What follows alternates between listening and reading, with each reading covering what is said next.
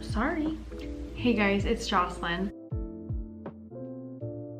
Welcome back to my channel. First sit down video in a long time, I feel. I'm here to address your questions that I'm sure you're asking. Anyway, I'm in Mexico. I've been in Mexico for many months. I did go home for a month. I'm sure a lot of you are wondering, Jocelyn, did you drop out of college? I thought you loved Lewis and Clark. Sort of. No.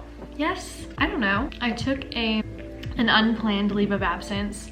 Literally, I think school started on Monday and the last day to file it was Friday, and I filed it on Friday. So the Friday before my senior year, I filed for leave of absence. It was granted, and basically I took that leave of absence because my study abroad program was canceled. This is the second time that a program I'd been accepted into was canceled. I was really frustrated because a huge reason why I went to Lewis and Clark was for the study abroad program. And so I was really frustrated and just didn't really know what to do, and I didn't have a secure living situation for myself in the van either, so I was just kind of stressed and not excited to go back in general. And everything was like very up in the air about COVID, like, are we actually gonna be able to go in person or not? So I just kind of threw up my hands and I was like, I'm over it right now. So took a leave of absence, didn't really do anything for the first maybe 2 weeks. And then my parents have been thinking about relocating to another country for retirement. So they had thought about Costa Rica, and we visited over the summer and ruled it out. And then they were like, well, we love Mexico. What about Mexico? So my parents went on a trip, just the two of them. They did not find anything. And my mom was looking at places, and then she came across San Miguel de Allende. And she was like, I really want to go, but I just like, I can't keep leaving the horses and the dogs. And she was just stressed. And I was like, well, I have nothing to do right now, so like maybe I can go.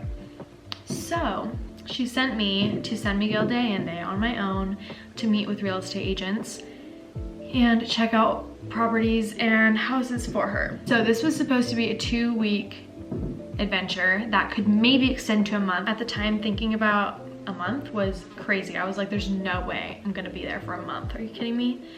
So my 2 weeks are coming to an end, and I'm like, well, my aunt and uncle live in Vallarta.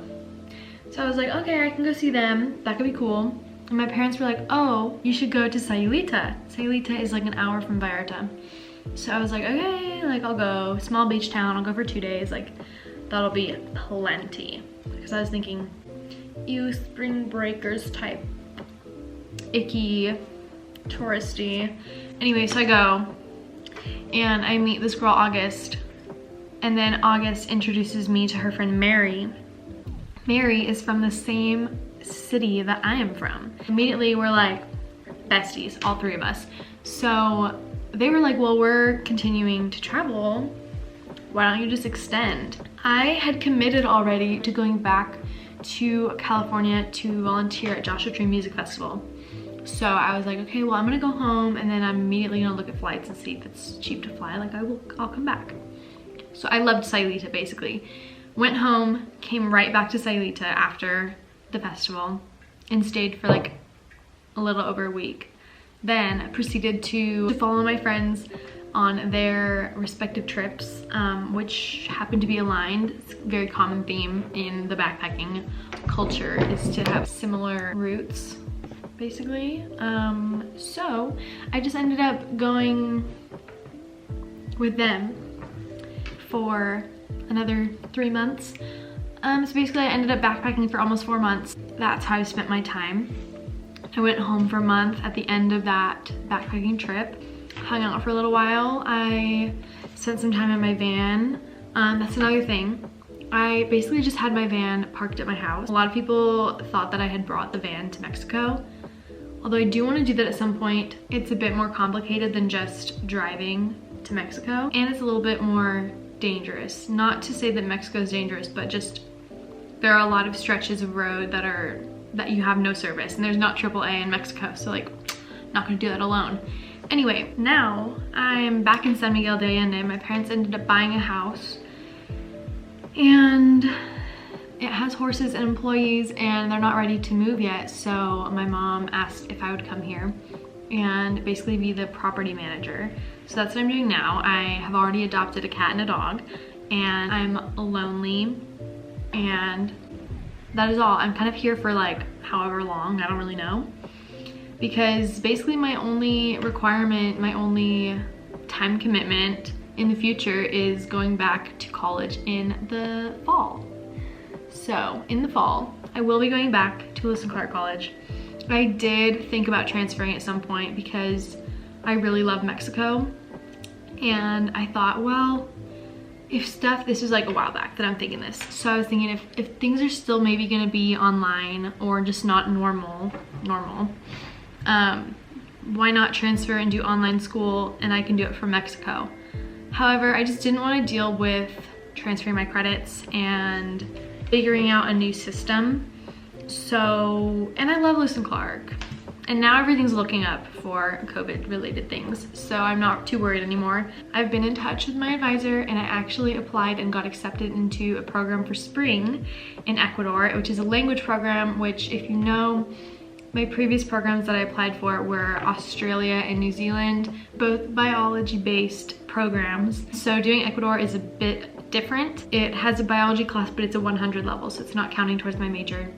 So basically my advisor and I have written up a plan for me to be able to get all of my remaining credits done in one semester, which is gonna be kind of a heavy load, I think. I was just looking at it today. But I think it'll be fine, it's doable. I'm trying to think if there's anything else I need to say. I didn't drop out of school. I'm still doing van life, but not actively. Now my van is actually being rented by this great guy, Nick, who is just kind of having the time of his life. It's my passive income. As strange as it is to just randomly take a leave of absence from college, I think that this is probably the best thing I could have done for myself ever.